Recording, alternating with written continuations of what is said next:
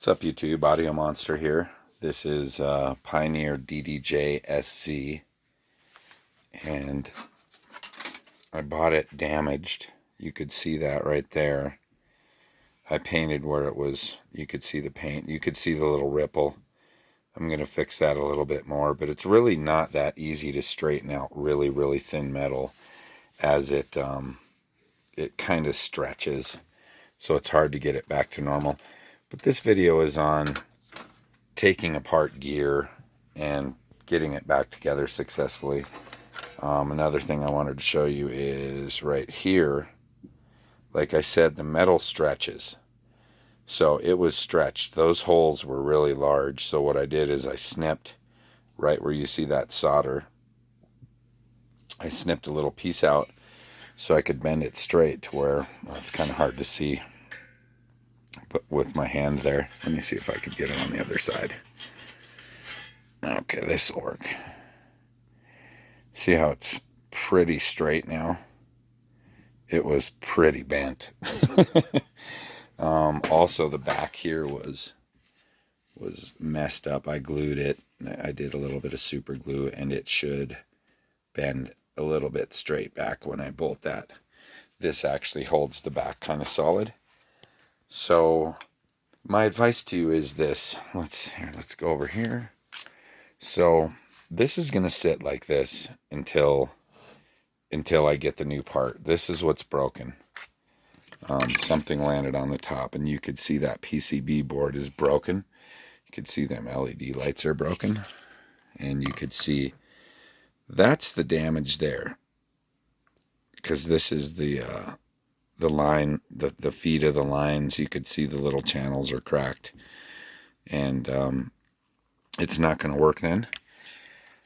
What you do is you go to pack parts or instrumental parts, and you order this, whatever your number says. And that's why I pulled it apart, because I wanted to make sure, this was $200. So I wasn't just going to buy one and just take a guess. So I figured this is it. This is the part. And what you're going to do is you're going to... Oh, that's funny. This is one of the only bags I didn't label. That's hilarious. So I'll have to figure that one out. But I did label all the rest, other than, like, you're not going to need to label the knob bag. But, I labeled all of these bags. Oh, that's funny. Oh, yeah, okay. Anything I knew exactly what it was, and there's no real order, I didn't label. But, I labeled everything else. That's funny that the first bag I picked up wasn't labeled. So I'll have to figure that one out. But basically, just have an area where you can leave this all sitting out and have everything labeled. And don't be scared. It's not really all that hard. It seems like it, but as you're putting it back together, especially if you have the screw bags labeled, it'll go back together fairly easily, even if you forget. Just take some pictures. I mean, you can take pictures every step you go, just to see where wires are routed and stuff. But just take like a picture of the main, like, get above the DJ gear and just take a big picture.